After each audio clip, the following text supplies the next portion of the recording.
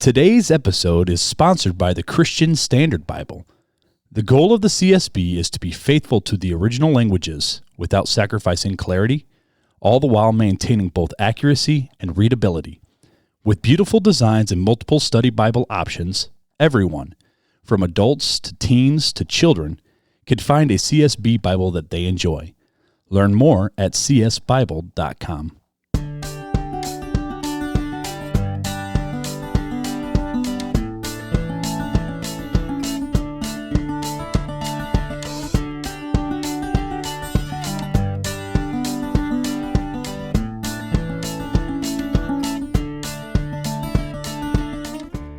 Welcome to Real Talk Christian Podcast, where we drink coffee and have real conversations on faith, culture, and society. This is Marc Hyde. And Chris Fuller. And on today's episode of Real Talk Christian, we're talking about modern medicine. Is modern medicine okay for Christians, or do we just need to trust God to heal all the things?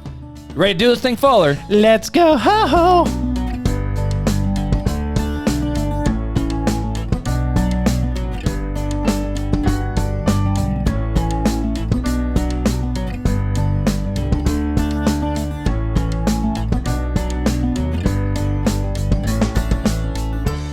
I love making you laugh. On a scale of 1 to 10, how caffeinated are you? Not as caffeinated as the last episode we recorded, but I'm starting to hit the downer. I just wanted to make you laugh and throw you off. Well, you did a little bit. I also accidentally, when I was like, there was like some dust right here, so I just like wiped it off and I accidentally hit the like outro pad. So if you heard a weird sound there for a split second, my bad.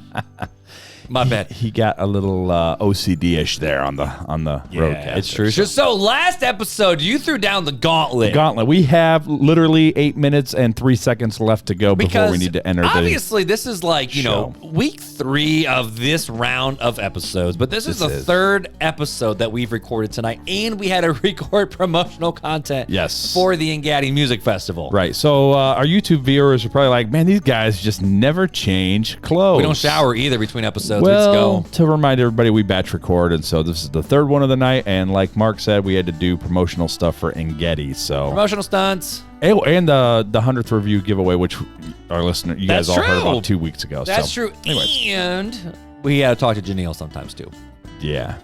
She's watching some, like, baking, like, world's worst bakers, like, 90 celebrity edition or whatever. Yes. So, So, what's your name? Jody Sweeten. From Full House. Stephanie. Falls. Yep. And then the Sean's brother from Boy Meets World. Oh, that's who that is. Okay. Yep. So and I don't know who he was also in. He was the son in Mrs. Doubtfire. That's what Janelle was saying. Yeah, yep. So Janelle's living her best life up there right now. So hey, what happened to your phone with the fun questions? I threw it down on the ground. Let's dive into those. I threw it next to the Bali coffee bag. Because we seem to get rabbit trailed on those questions, and so let's just jump into those. You want to jump in that fast? The never have I evers. Yeah, let's go for it. Okay, so never have I ever. Oh! See, this is what. Bro, I just got locked out. You're out of challenges. Oh no! I am officially. Well, hold on. There's a kid edition. Let's see if I can do the kid. Nope. I am guys. All right, the app locked me out. We're gonna go to the would you rather's. Okay. Jeez. Okay. So would you rather be an amazing security? Well, hold on. Slow down. We're Russian. I'm not Russian. We're Russian. Dude, we got less than set. If we have new listeners right now, we gotta let them know we like to play this game for you guys to get to know us, because we like to get to know you guys over in the Facebook. 6 minutes. 6 minutes. We got 6 minutes left.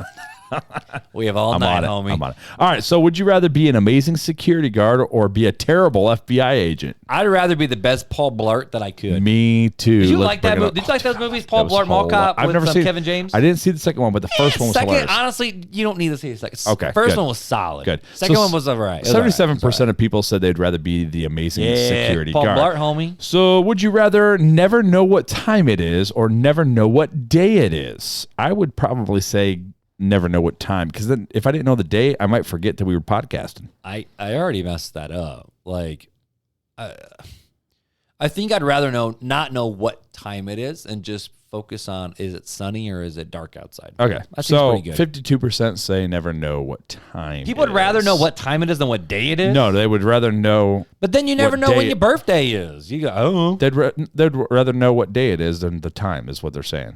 Wait, I would never. They never know the time. Right. So you know the day. I'm just saying that's a lower percentage than I thought. Yeah. So, all right, last one. Okay. Would you rather be in the Summer Olympics or be in the Winter Olympics? Hands down, summer. Summer? I think I would do the winter because I've always wanted to do the bobsledding. Well, okay. So, would you? Are we talking like Jamaican bobsled, or are we talking about like the skeleton? You know, what I'm talking about the skeleton, where it's a single man bobsled, where you literally You mean the luge? It's just use some tights and some sheets of ice. That's the luge. The luge. It's called the skeleton. Well, look it up. It's also the skeleton. All right, I'm gonna go with the regular Jamaican bobsled. You want to go Jamaican bobsled if you did the winter? 59% said Summer Olympics. All right, so if we had to do winter, to be honest with you, I would love to play hockey. That'd just be so much fun. Yeah, see, I like my teeth. Hockey'd be awesome. But I like my teeth. Summer Olympics, what would you think would be awesome to compete? I would probably do men's volleyball. See, beach or normal? Beach. See, I mean, obviously, I love the game of soccer, but I love watching beach volleyball. Yeah, it's the best. Dude, who were the two dudes? The really, really tall dude and the really short dude. You know what I'm talking about? I do not know. Tall. It was a tall dude, bald, and then there's always a short dude who wore his hat backwards. And like, I don't know. I mean, wasn't that like Misty May? Wasn't that was always the girls, Misty May and whoever her partner was? I'm not sure. I know another cool Winter Olympic game though. Curling. I was gonna say, how cool would curling be? Actually, did you know that I went to a collegiate intramural curling event at Notre Dame once? Wow. Alrighty, so I'm serious. We're gonna hit 10-minute mark. So we can't. I got stories, bro. We are not. We got plenty of time. I got stories. We are not drinking coffee tonight. I'm actually drinking the mango LaCroix. Oh, that's a good one. And some water. And you're just drinking agua from Aldi. I'm drinking Aldi water, man. My coffee that I did not finish from 2 episodes ago is chilling over there. Because I just got coffeeed out, dude. Like I drank about a half pot today. Yeah. And I am coffeeed out. You read the review while I drink my water. All right. This review comes from JB52900. It says, 5-star, what a blessing. Been listening to this podcast for about a month now when I found Marc and Chris on Spotify by searching Christian podcast for my drives to and from work every day. And man, what a great decision that was. I love the fact that on any issue or question I may have, I can immediately find an episode that covers it. I appreciate the amazing attention to detail and care they put into each episode and the use of so much scripture for all their points. The banter and laid-back conversation at the beginning of each episode and the fun facts at the end make for great bookends for the discussion. I look forward to future Thursdays for the new episodes. Keep doing what you're doing, guys. Thank you. See, we like the banter. Thank you, JB5290. I know, but I threw down the gauntlet. Guess okay? what? So now we got a couple minutes of banter left. All right. So check this out. I just opened up Spotify, right? Okay. And I will say, it's shocking to see how many of you guys have found us through Spotify. It's awesome, which actually. is legit. We have 321 ratings on Spotify, dude. What are we, all 5 stars or what? Nah, it's 4.9. 4.9 stars. Thank you for the non-5 stars. To be honest with you, it's not a bad thing because then it shows people like there's some 4 stars. It's not like 1,000 5 stars where people are I just would like to know why, right? What makes people decide a 4-star over a 5-star? Just curious. Reach out to us in the Facebook group. This is hilarious, dude. So I'm scrolling through Spotify right now, and we have a couple episodes that are flagged. What? Because you can learn more about COVID-19. Like, what? Because they think that we're spewing off something. So one of them is about the Christian response to the world around us out of COVID. Obviously, we had the COVID conversation. Sure. And then we did about 10 questions to reflect on this past year. Wow. And I don't know why that one is flagged for... Because we probably mentioned COVID in it. But no, it's more just reflect on the year. We say the year happy 2022. Yeah, because New Year's resolutions. I don't know how that mug got flagged, bro. I don't know. Whatever. All right. I don't know. But you know what, dude? I have to say, it's been a lot of fun to hang out. We say this every single week, but like our Instagram, fun fact, our Instagram, we've officially crossed over 1,000 followers on Instagram. We're getting close to 1,100. Facebook, I don't remember how many followers we have over there. Yeah. In the month of June, we gained like 40 subscribers on YouTube. We're up 312, I believe, on YouTube. And at date of recording, we are just under 200 people who are connected with us over on Facebook. It's over 200. Is it 200 now? It's over 200. Last time I checked, it was like 198. Nope, it's over 200 now. Is it for reals? It's like 203 or something like that. It's 208. Oh, wow. We've gone up even since I checked it. But so, yeah. Needless to say, dude, I just want to say this is something that we never thought We never thought this was going to happen. We just thought to it was have gonna an be... online community. We just were pressing record and seeing what happens. Sure. And then we just decided to keep following God with what we wanted to do, and we thought these were cool. I mean, obviously, when we create certain content and how we write things, we're not dumb, but it's been fun. Well, we are idiots. That's true. But it's just been really cool to see this online community grow and blossom into what it is. You know? Sure. And people getting connected, and they would have never been connected had they not listened to this show. Yep. So I'll say this, and then we'll move on because it's officially 10:24. Yeah. Thanks a lot. You got us over. All right, people. I'll say this, and we then can we'll all move on. agree it was Marc's fault. And I am here for that. If you are over in the Facebook land or group or whatever you want to call it, RTC fam on RTC online community. I think it's RTC, or it's Real Talk Christian Podcast Community is the group name. Yeah, you can find it just through our Facebook page, click groups, and boop, you're right there. Or search easy. for it. But if you are hanging out over there and you listen to this specific episode, it would be awesome if you would post a follow-up question or discussion inside of that group. Ooh. So that way y'all can continue the conversation without me and Fuller having to figure out what I don't know always put in that group. Yeah. That sound good?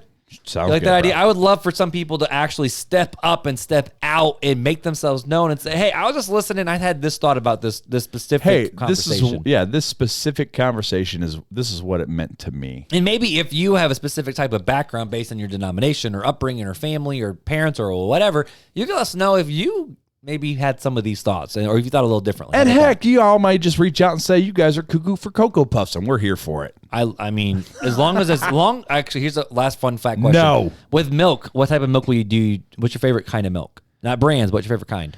Okay. My favorite kind is different than what I drink because I'm currently dieting. What's your favorite kind? My favorite kind is the whole milk. 100%. 100% whole milk, baby. Best tasting in the world. All right, so let's jump into today's conversation because we are officially at 12-minute mark, peoples. Let's do it. All right, so this conversation actually came out of two different podcasts that I listened to, and they talked about this type of stuff. Sure. One of them is that I follow is called Ask Me Anything with JD Greer, and they just ask him random questions and they talk about it. Kind of like Ask Pastor John. Yeah, basically, just for JD Greer and his church. So it's pretty cool. But then the other one, which is this really spurred it, and I was like, okay, maybe we there's something here that we can talk about. Can I guess? 100%. Unbelievable? 100%. Yeah. So they did a throwback episode with William Lane Craig versus, and I don't remember the other guy's name, but it was a debate back in like 2012 or 13, something like that. Man, you were like in diapers back then, weren't you? Basically, bro. I was in college. You were sleeping on benches down in Florida.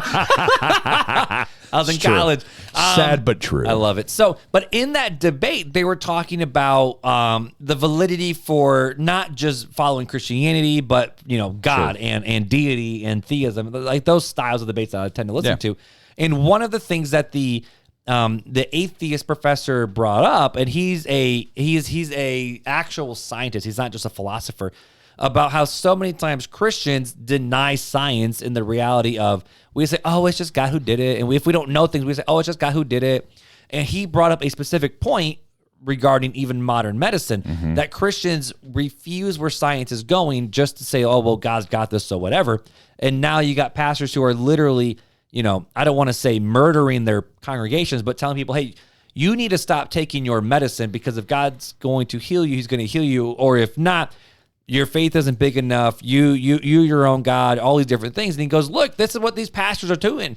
This is what these pastors are talking about, the fact that we reject modern medicine. I'm like, okay, so let's read into this a little bit more and asking the question of, okay, does modern medicine go against God, or do we need to rely on God? Or if we take modern medicine to our own hands, like surgeries or chemo, or, the life expectancy of people has increased like crazy. Right.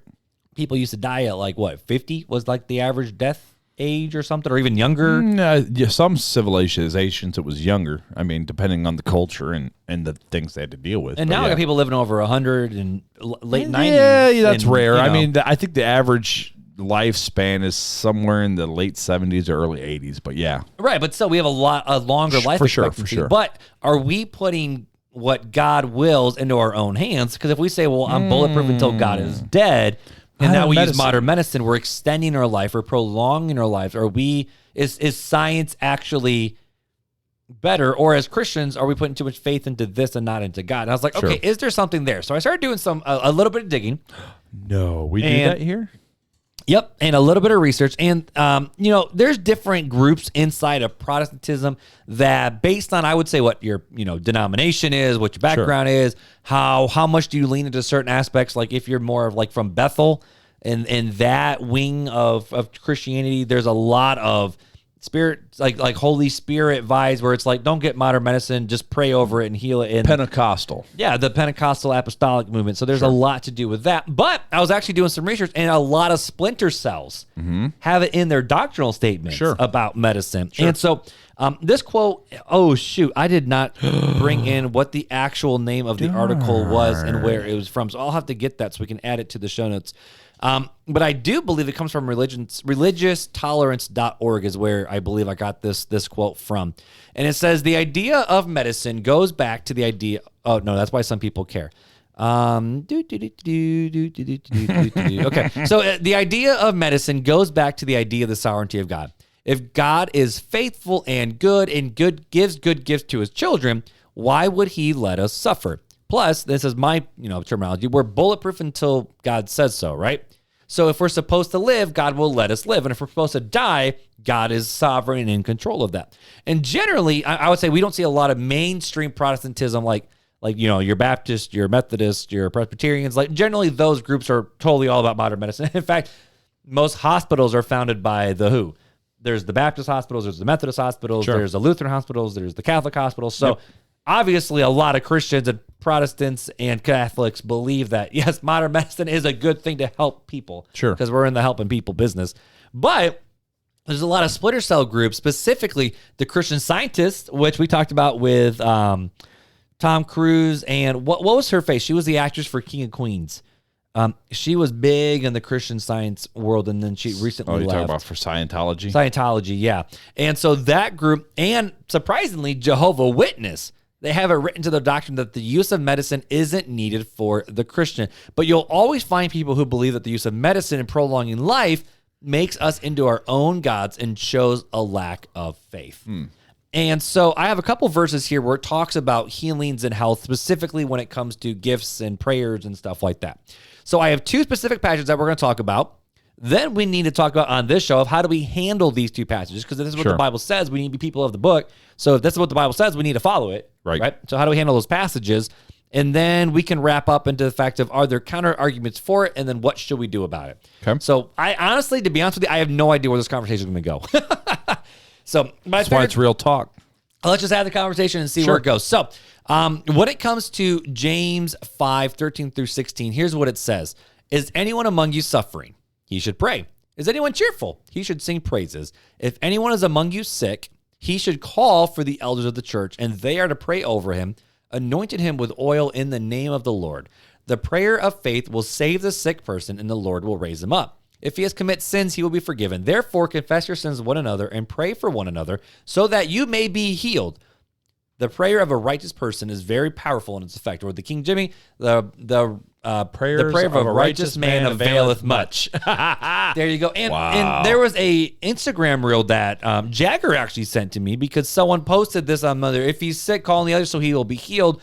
And this one person was basically arguing with Jagger, well, if you're sick and you have enough faith, God will heal you. And if not, that's actually a sign of lack of faith. Because it talks about the prayer of the faith, the prayer of faith will save the sick. Sure. And if that's what the Bible says, that's what the Bible's going to say. Sure.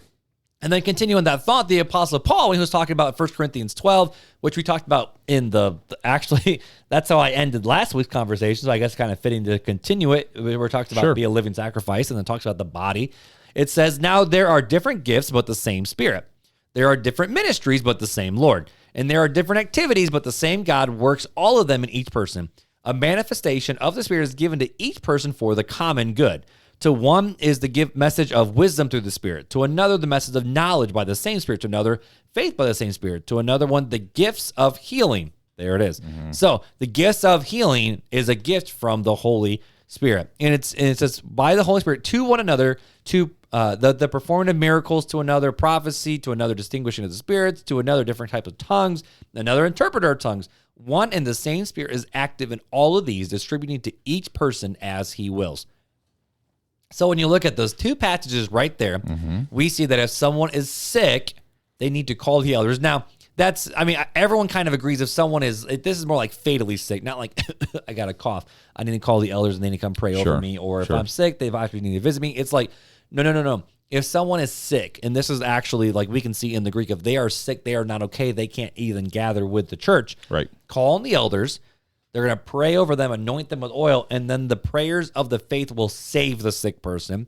And then you see right there where, okay, we have the gift of the Spirit is the gifts of healing. So therefore, if God gives the gifts of healing and the prayers of the elders and the righteous man, availeth much, they're very powerful, why do we need medicine? It's just a sign that, we don't need it. If you have, cancer, if you're dealing with anything that's like detrimental, like cerebral palsy or iron deficiencies or weak immune system, is that actually a sign that you're either in sin or you're weak in the faith, or you just need to get your crap together, have some people pray over you, and find someone to heal you of your miraculous gift? Because like you hear stories of, pastors who walk into someone who's sick in the hospital and they literally get out of here, you whatever, like spirit of demon spirit. And they're like, oh, then they were just magically healed. Is that a real thing, or how do we handle this? And this is the conversation I don't think most people, I can guarantee most people listening to this podcast probably never really thought about. Because if you're sick, you go to the doctor.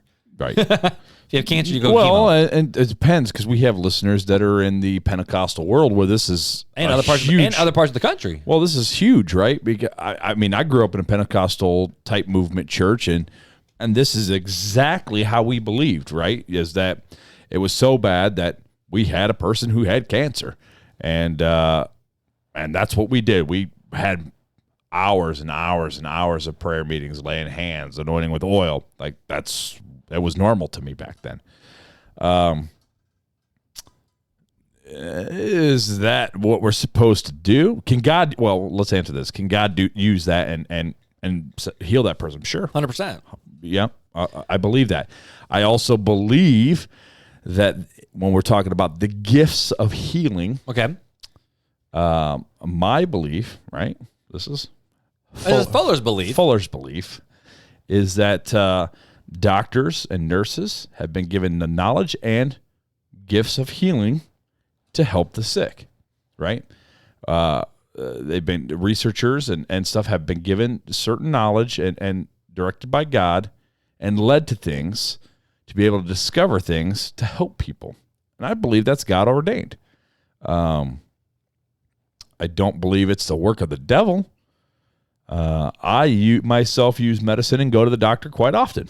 Now, there can be things that are used for evil, and there's things that are used for good, just like in anything. Would I suggest somebody not go to the doctor and just call on the elders? No. Would I say people should just go to the doctor and not call on the elders? No. I think you should do both. I think you should call on the elders to pray over you and ask the church to pray for you, that God lead and guide and help the doctors find the solution. And if they can't, Lord, if it be your will that this cup passeth from me, so be it. But if not, Lord, I'm ready to come and face you, right? Right. And I guess that's where Fuller's opinion kind of stands. And I'm thinking through the gifts, and, Paul continues, and he says that desiring the gifts are a good thing. Sure. Now, we have to say, okay, so what is the purpose of these gifts, right? And so you see right there that the purpose is it's for the common good. Right. It's for the common good of the church. And this is talking about in the greater scheme of, in our bodies, like, there's the hand, there's the foot, there's the kidneys, there's the brain, there's the neck, there's the elbow, there's the weenus, which is the little part in your elbow right there. Like, we have all these remote body parts, and we're like, okay, this makes up the one body to do the good of what the body needs to do. In the same way for the church, there's so many different gifts that people are able to give. So what does that actually mean? And, in some regards, it talks about the gifts of healing. And I read some commentators where they're talking about breaking down how the word was used and that it's actually slightly different. It's not the gift of healing, but gifts of healing.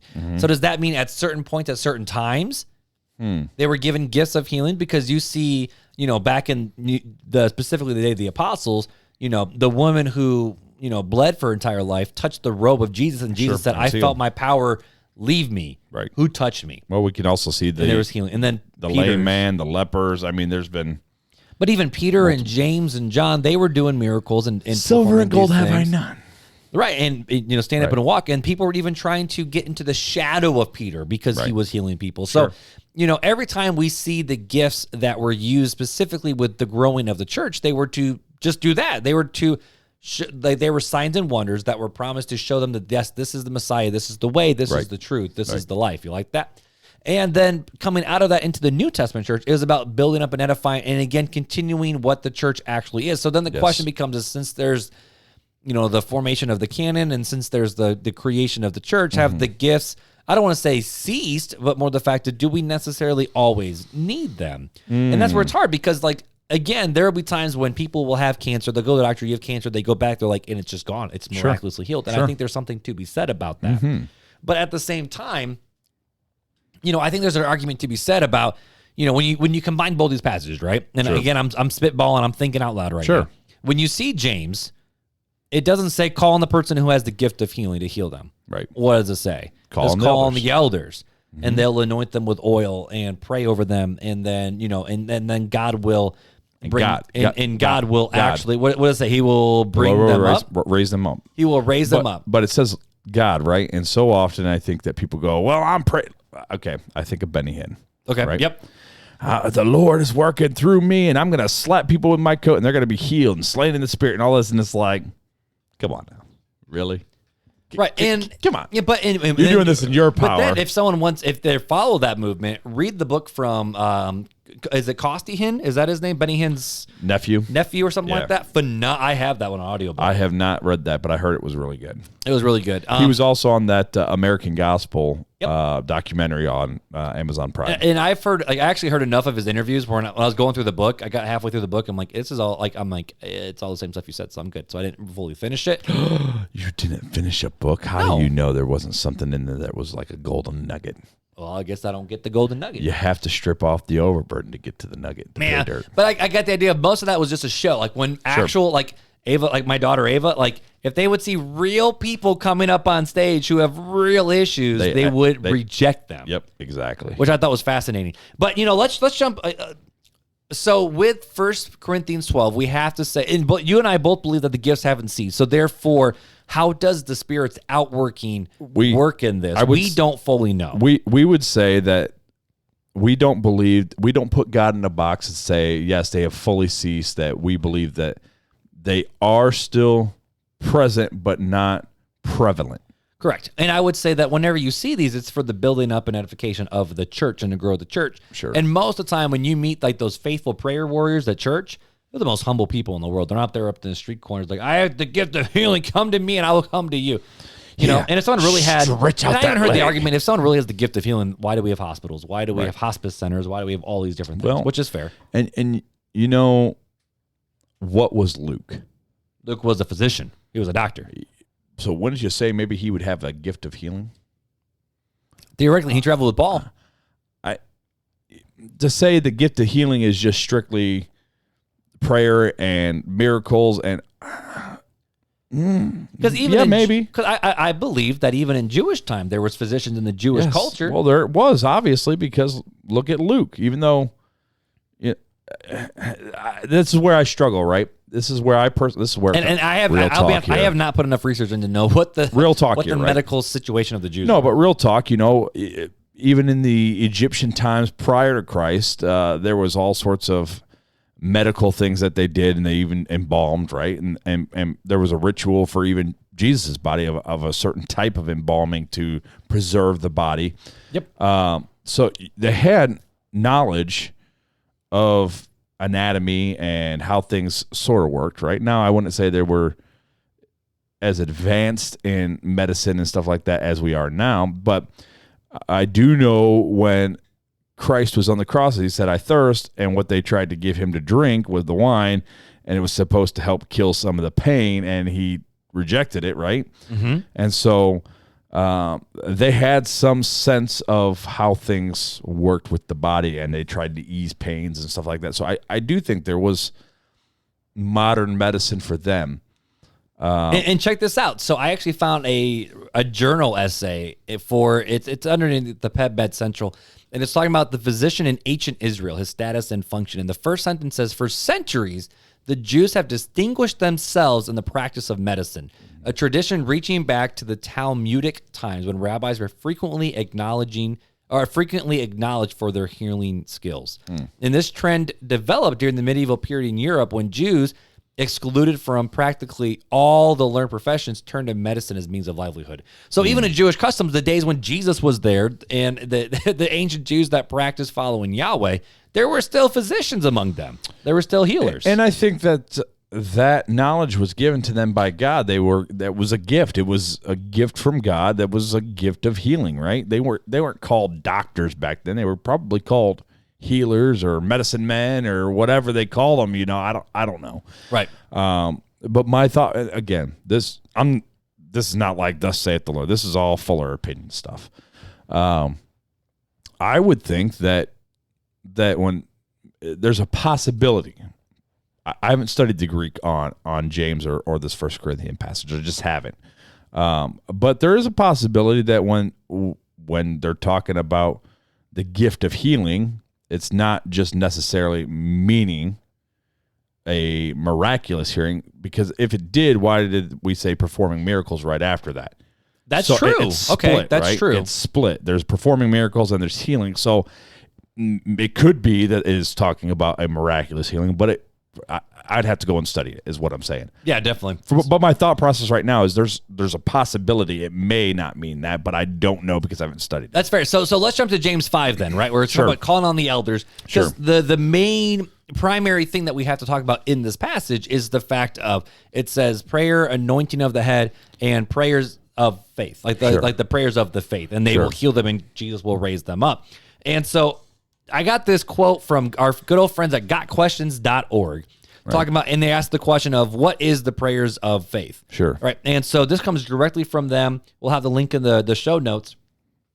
And it says, the prayer of faith is made by the elders of a church visiting a sick person under their spiritual care. The prayer, accompanied by anointing with oil, is offered in the name of the Lord. That is in the Lord's authority and subject to his will. Prayer is made in full confidence of God's power to heal. In the particular illness is the result of if the particular illness is the result of personal sin, then confession and repentance of that sin is also called for. The raising up of James 5:15 is not necessarily physical. If it were, then no believer should ever die. Many Christians do die from disease or injury every year, but this doesn't mean they are lacking faith and that those who are praying for them lack faith. It simply means that it was not the Lord's will to heal in that particular instance. See John 5:14, 1 John 5:14. The prayer of faith is offered in faith, and part of faith is trusting that God knows best. Those who pray should be unwavering in their confidence that God will always do what is right. Having prayed the prayer of faith, we can cheerfully commit our lives into God's hand. The restoration of the sick one that James 5:15 guarantees as a result of the prayer of faith includes emotional, spiritual restoration that comes in the form of God's comfort and peace. So, I didn't bring these articles in there, but I read one from, John Piper. Sure. Your dogs are barking. Yep, they are. I read one from John Piper. I read one from the Gospel Coalition and a couple other just general sources that I was just reading today. Mm-hmm. And they all were talking about the specific thing of the oil is the setting apart for the consecration of the Lord. In other words, like when a king was anointed with oil, what was the purpose of that? It was to say, you are God's elect. You are set apart for this. In the same way, when you anoint someone's head with oil, now some people would actually say, was that actually like, did they anoint them with some thieves? Did they anoint them with some lavender? Probably olive oil. Probably olive oil, but as the fact of we're consecrating you to God and we're putting you into God's hand because there's nothing else that we can do. Well, and I'm looking at verse 15, right? And I have not studied this passage in the Greek behind it. Okay. But when I read it in English, it says the prayer of the faith will save the sick person, right? And the Lord will raise him up. It's not saying we'll heal the sick person. It's saying we'll save the sick person, and the Lord will raise him up. And if he's committed any sin, does that mean? And this is just a question. it's making me have to go study this now because I'm curious. That's what I'm saying, man. Like it seems like Because just a low key the Lord question. the Lord will raise him up if he committed sins. It will be forgiven. Is this maybe? Hey, he's on death's door, and they're praying over him. And this is the whole confession, and this is where the Catholics get the confessional, the last rites thing. Yeah, the holy unction. You know, Right? maybe this is the passage they use. I have not. This is the passage they use. Is it? So I have not studied this in depth to really say one way or the other, but I'm saying, okay, if this is what they're using, I could see where they would get that from. I'm not saying it's right. I'm not saying it's wrong. I'm just saying I could see where they're getting it from, right? Because it could be, depending on how the Greek is laid out. I mean, English to Greek translation is, not always correct or the most accurate. So I would say that I need to study this more, but there's a possibility that I could see it. I mean, I've always taken it as the prayer of faith will heal, I guess is the way I've always taken it, not save, but heal the sick person, and the Lord will raise them up, because I grew up in the Pentecostal where that's what it was, all faith healing stuff. But I'm not that way anymore. I don't believe that. Right. No, I will say this. A lot of times when you talk about the Lord will raise him up, like I'm thinking about a lot of the Psalms, right? Right. And David talked about when he was in the valley of the shadow of death, when he was brought low, and it says God raises me up and lifts our spirit. So is it one of those things where, when God raises someone up, they raise them up from the pit of despair, Sure, and encourages them and enlightens them? Yeah. I kind of think I could see that. Like, a lot of people, and I'll step into my pastoral role a little bit. There's a lot of times when people, when they're in the hospital or they're sick for any little, jot or tittle or whatever, they just expect their pastor to always be there. And Scott was teaching me, we can't be there for everything, but you also need to learn what to be there for. Right. And like, if someone's in the hospital quite a bit, like, do you always have to be there? Yes or no? But every single time when someone is dying or passing away, generally you go there for the person who was left. Because whenever someone dies, there's more than one there's more than one victim. Right. There's the person that does die, and then there's the person that's still here that still has to grieve it.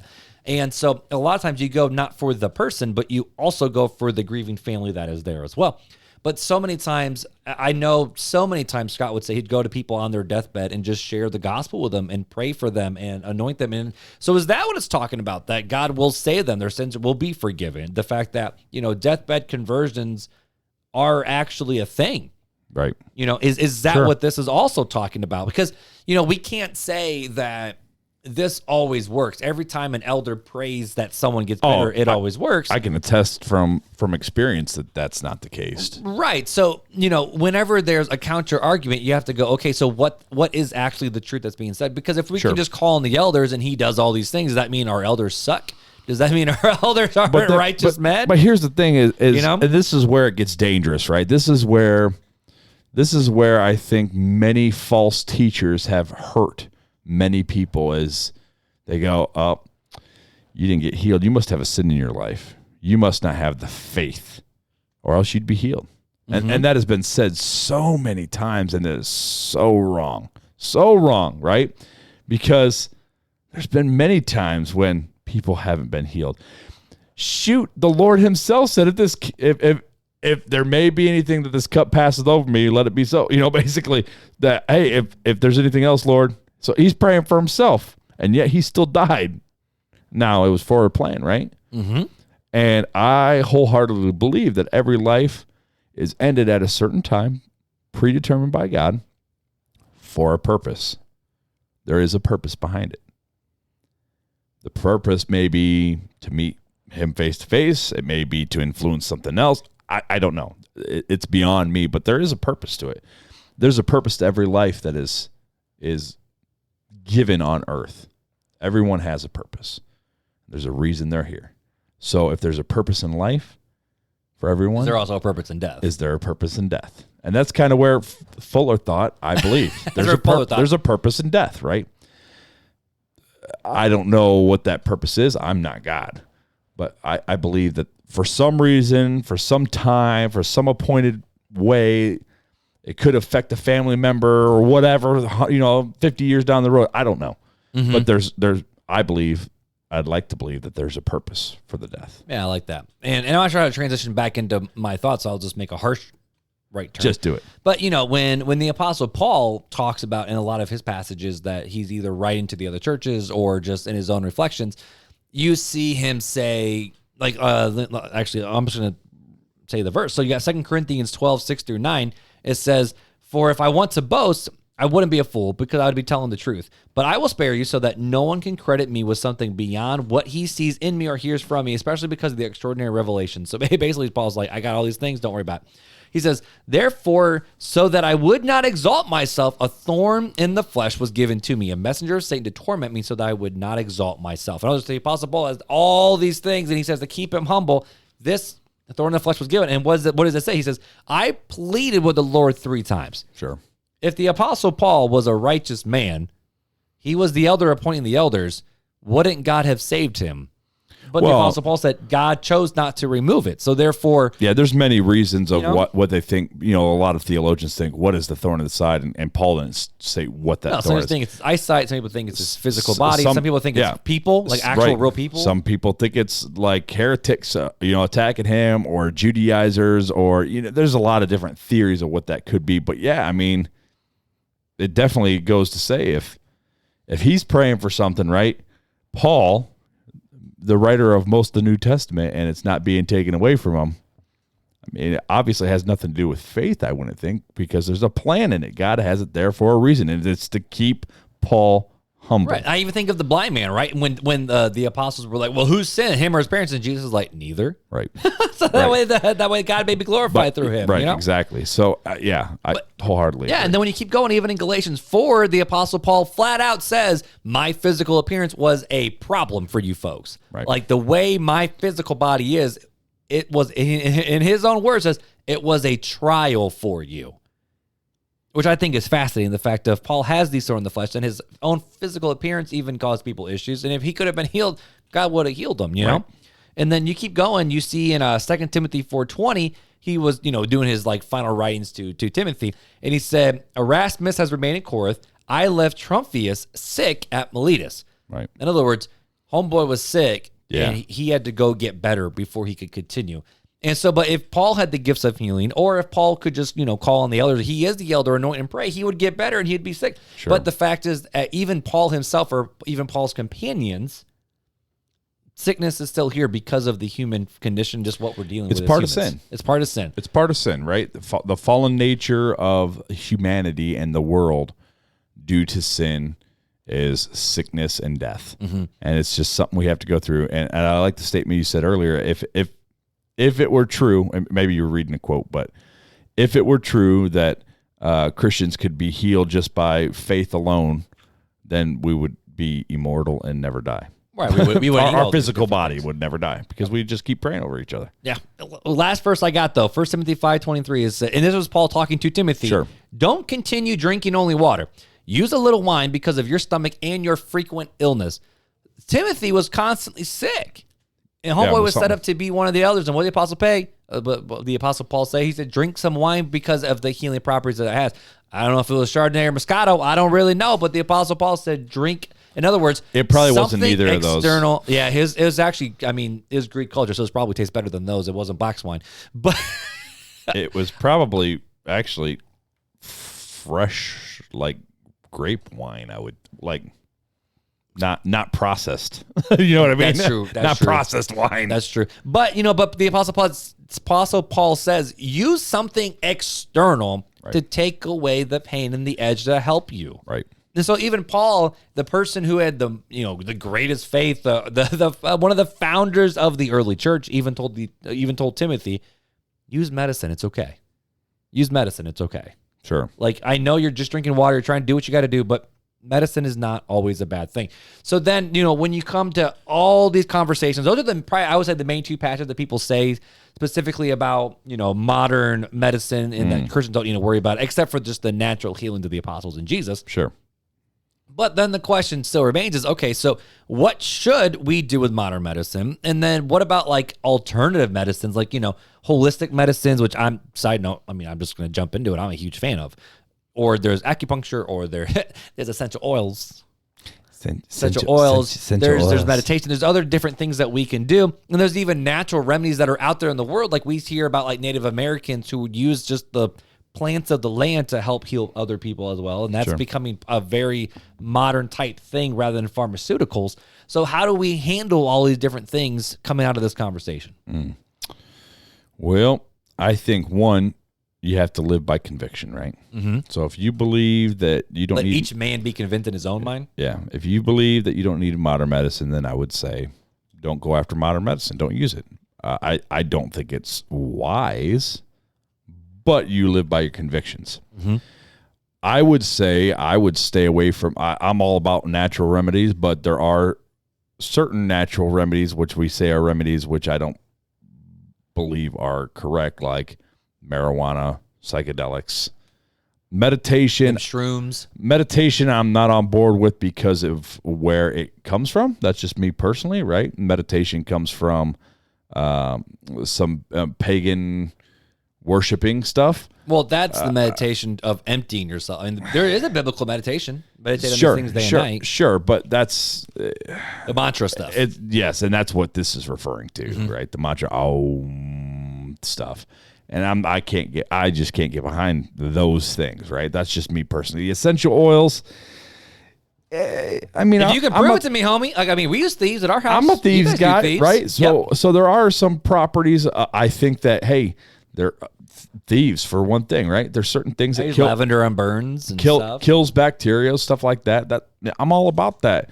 Do I think I'm gonna drink lavender potions and stuff like that? Probably not. Lavender lemonade's pretty dope. That's probably not lavender lemonade's pretty dope. Yeah, but it's just I don't think it's going to heal me drinking all this stuff. I just don't. That's me personally. Now, I'm not saying that it's wrong, right, or indifferent, right? Live by your conviction. If you think it helps you, go for it. It's just not my cup. It's not my cup of tea. Yep. And so I'm also more of a natural type guy when it comes to and I'm. Beth sometimes, like, I drive her nuts because, like, I take Tylenol or ibuprofen as, like, a last resort because I just don't like taking it. Sure. But it's one of those things where I feel like so many times people take medicine to excuse their lifestyles, you know? And not all the time. No, but follow me, right? Like, why are you taking medicine for all these headaches that you're dealing with? Sometimes because you just need to drink more water. So drink more water or eat better foods. Because, again, processed foods do something to us. It's true. It's facts. It's science. You got to be careful, though, because there are people that have natural migraines, right? Just natural migraines from tension or whatever. It has nothing to do with their lifestyle, what they're doing themselves. They just are naturally tense and get migraine headaches because of that. There's people that have all sorts of sickness and disease that it's not because of a lifestyle they chose. And I'm not disagreeing with you. That's not what I'm saying. Okay. I'm saying for people who are choosing to, it's almost like Well, you just made a statement that it sounded like that. Well, because I didn't finish my thought. I'm sorry. So, I'll pause. My brother, for example, right, and my dad too, drove my mom nuts. So my brother, right, like he has had so many health issues over the years and all these struggles and hurdles and all these different things. However, all the kid eats is processed fried foods and all he drinks is Mountain Dew. And I'm like, if you would just change your diet. Sure. And again, he still would need to take certain medicines because of just all the surgeries he's had to have. Granted, right. But I'm like, dude, you wouldn't always feel like junk if you would actually eat something healthy once in a while. But it depends on what they have going on, right? Because there's some people. Okay, I'll give you an example, right? So I have a person that I used to attend church with that was a bodybuilder that took care of his body immaculately, only ate healthy foods. I actually know several people like this. All natural, healthy foods, did not abuse their body with drinking, smoking. Their body was a temple. It was the temple. And they ended up with cancer. And they ended up with a bunch of health problems. And they treated their body better than you or I would ever think or imagine to treat our bodies, or any naturalist. I mean, they were like the healthiest organic foods.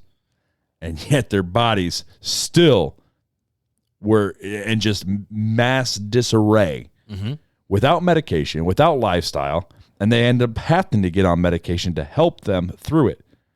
And yet they did everything natural and took care of themselves. And I agree, and they should. And I'm not, and I've talked about this on the show, I'm not, like, one of my kids is on ADHD medicine. Sure. You know, I'm not against certain types of antidepressants. I'm not against doing certain things in your life in order to, like, yes, be more fully engaged. But at the same time, it's more the fact of it mainly goes back to like gut health does a lot of good things. And I know a lot of people who have done, again, we can't control everything. And this is why I'm not against modern medicine at all. I mean, shoot, we were just at the ER and the doctor for 2 of my kids the other day. Like, I'm not against modern medicine at all. All I'm trying to say is the simple fact of we need to take care of and steward what we have well. But again, we can't just reject and refuse modern medicine either. You know, that's where I'm at. It's the fact of, yes, we need to holistically take care of ourselves because, yes, your spiritual health, I actually believe your spiritual health can mess up your physical health in the same way your emotional health can mess up your physical health. Sure. But yes, we need to be holistically minded in that. But I'm also like, I just get nervous when we're so fast to flip for just, quick drugs to fix the problems real fast. And I guess I'm very hesitant of saying, well, let's try all this natural stuff when it's like you got cancer. Like you can try all the natural stuff. But I feel like that's a massive pendulum swing. Well, like you have cancer, so take some lavender. Okay, but that's not what I'm saying. Take the chemo. But what I'm saying this for is because there are many people out there like that. Mm-hmm. And many people may take what you're saying and be like, yeah, I agree. That's why I won't go and get chemo. That's not what you're saying. That's not what I'm saying. It's the same for like those Christians. And this is a 2012 article at Manchester, England, who stopped taking their AIDS medication. Right. Because a couple of people, and they died because of it. Then there was others who stopped taking. But it's even. Diabetic, and they didn't do anything with it. And it's like. Sure. No. But it's even people. Go get the insulin. That have depression. Mm-hmm. Right. If you need to be on antidepressants and that helps you, that's what you need, right? That no matter how much natural stuff you're going to do is going to help you in that. Now, yes, there are some things that we can do to try to help that, but you need to be on that medicine first. And I agree. And there's people in our Facebook group who actually have even shared on their own social media of like, yes, I deal with postpartum depression. Sure. Yes, take that to help you be the best mom you can be. I fully agree. Right. I fully agree with that. So you just have to be careful, though, of saying, well, I'd rather just do natural. And it's like, well, I get that, but there's some people that don't have that option, right? And so we have to be careful in what we say when we make statements like that. No, and I'm agreeing with you. But if people, I think, are taking my statement and run the wrong direction, I don't think they're hearing the heart behind it. I know. That's why I'm just trying to clarify. I appreciate that. That's not what's being said here, right? We're not saying, hey, you know what? Natural is the way to go, because obviously you have a child who is taking medicine. I am a man who's taking medicine. I have family who's taking medicine. I have friends who are taking medicine, and they took the best care of themselves. Not me. I haven't, but I have friends that have taken the best care of themselves and had to be on medicine, and that's okay. And my mom's one of those, and that's what I'm saying. And then there's nothing wrong with that. But all I'm trying to say is the fact of, and I'm not even trying to say of, oh, you just need to live a better lifestyle and everything will be fixed, because it's the curse of sin. Sure. Right? But what I'm also trying to say is the fact of, yes, I'm all here for modern medicine, and I am very thankful for it, and I think we're blessed for it. I mean, shoot, I have had operations to fix issues that I've had because of the modern technology that we have. So, yes, we need to lean into it. We need to be thankful for it, for heart transplants and lung transplants and kidney like, holy crap, this stuff is awesome. Right. You know what I mean? And again, I'm not against that fact of, if you have kidney disease, yes, call the elders, yes, pray, but also use the wisdom that God's given you and the wisdom that the doctors have given you, because I also firmly believe that modern medicine is actually a gift from God. Sure. And that people have been given these gifts and understanding of just how the body itself works. Right. Because you see some of the greatest scientists in the world were Christians. Right. Well, and some of the greatest physicians in the world were Christians and even Jews who feared Yahweh. Sure. And it's because we appreciated the way God put the body together, and we want to help people. And that's what is it? The Hippocratic Oath, or what's where it's I will do no harm. Right. I will do, and that's what a doctor's role is. So there's been multi-millions, if not billions, of people that have lived because of modern medicine. Mm-hmm. Likewise, there's been multi-millions of babies that have died because of anatomy and modern medicine. So, I mean, there is a pendulum swing, right? Mm-hmm. It can be used for good or for evil. And we have to be careful and mindful of that. Just like you can abuse medicine, or you can not abuse medicine, which is where I think more where you're coming from. Do what you can to make sure you are healthy, so you don't have to be on medicine if you don't have to be. But if you have to be on medicine is what you're saying. Like again, like diabetes is not just because you eat McDonald's. Right. Well, Like, I have a great friend who, I mean, homegirl is in shape. Yeah. And she's type 2. Well, there's kids born with diabetes. They did nothing but be born. I mean, shoot, Nick Jonas was born with it, and dude is ripped. Look at Jess Ronnie and her son. Right. You know, I mean, that wasn't something he chose. That's not something that happened. It's partisan, right? It's part of the fall of man. And I think that I'm just trying to clarify that so people don't just hear, okay, natural. Yeah, okay, essential oils because RTC does it. No, that's not what we're saying. So we are for medicine. We are for natural remedies. We are for whatever you believe is the right path that God has you on. I'm also just for make sure you take care of yourself. Because a diet of fried food and Mountain Dew is not probably the wisest thing. As you drink coffee with creamer in it, that's heavily processed. You see what I mean? It's calling the kettle black there. That's not my whole diet, though. No, it's not. But is it the proper way to take care of yourself? No, we probably shouldn't drink that stuff. I'm just saying, like some people, like me, right? I probably eat healthier than most people that are skinnier than me, and yet I'm because fat of just the way your body because of is. my and physical makeup. And we talked about that in the obesity episode. It has nothing to do with my eating habits, right? I eat salads all the time. I eat very lean meats. It's just my body type. Yep.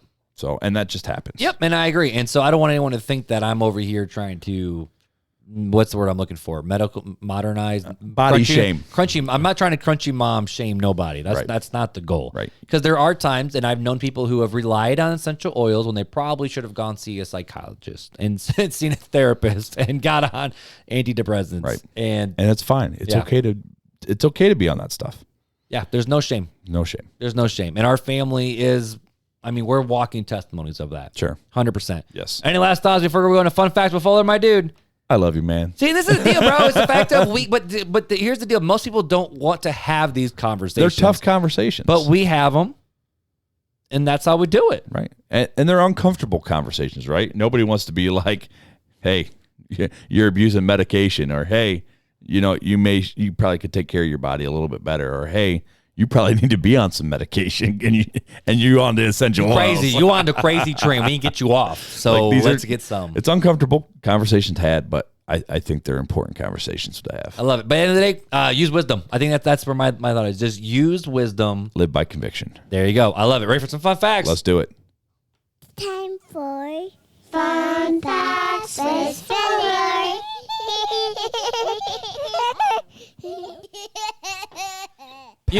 Packing up and everything. He's like, I just put my iPad away. I'm going home. I don't have to think no more. I could just be. It's already 11 cent a night, man. But here's the deal, bro. We had no idea what these conversations were going to hold tonight, and they all three were long. You know what? But they were all three good. They were solid, bro. I mean, I love you, homie. I love you. I do too. I love you, brother. So let's send the people out. I closed my iPad because, again, I don't want to see this fun fact. This is 3 times in a row that I have no stinking clue what the fun fact is, dude. This is a good one. It better be good. You teed it up that well. It's a pretty good one. So, all right, give it to us. Fun fact of the day. Before Before he became president, Abraham Lincoln was an elite wrestling champion. In 300 matches, what? He only lost one time. Come on. Bonus fact, he also was a licensed bartender. Fun facts of the day. Honest Abe whooped some people's butts in wrestling. 299 people. Is this what it's like when people don't have TV and social media? They actually like wrestle people. Hey, you want to wrestle? but we talked about this though. In college, we had wrestling matches all the right in the hall. time, dude. In the hall, football, boxing matches, whatever. Dude, know, when you ain't got nothing to do, what are you supposed to do? My favorites though is like watching like the videos of the guys like with those big exercise ball, run full speed, jump and bodies, and they like go. Pew. And I go. Perpetual motion. That's what I think when I see that, and I'm like, somebody's gonna get hurt. Because we're old. When we were young, we were like, dude, I got a mattress. What can we do with it? Yeah. Now we're like, you could go to bed with it. Now That's I'm like, you'll break a hip. But dude, Abraham Lincoln whipped up on some, which I want to know who he 299. Who did he lose to? Well, just remember, Honest Abe was like freakishly tall. That's true. But he was also freakishly skinny. That's true, but he was lean, mean, fighting machine. who could whip up an old fashioned real fast. I love it. Well, guys, just like always, it was an honor and a pleasure and a blessing to hang out with you again this week. If you are over on Apple Podcasts, before the episode ends, leave a rating review. Over on Spotify, leave a rating, because that would mean the world to us. And if this episode meant something to you, share it with a friend. Check us out on realtalkchristianpodcast.com.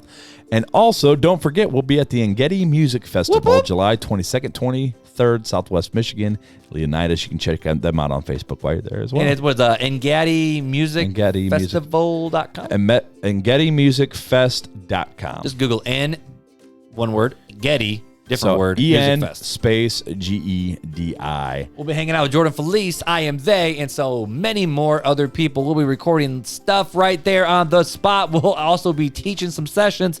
It's going to be a good time, my dude. It's going to be lit. I love it. Well, if you have any questions for the show, head over to realtalkchristianpodcast.com. Scroll to the bottom of the homepage or the contact page and just fill out that contact form. We'd love to answer questions that you have either here on the show or via text or email. Anything else these people got to know before we let them go on their wonderful way? No, sir. I love it, guys. Well, hey, we love you guys, and until next time, Take it easy.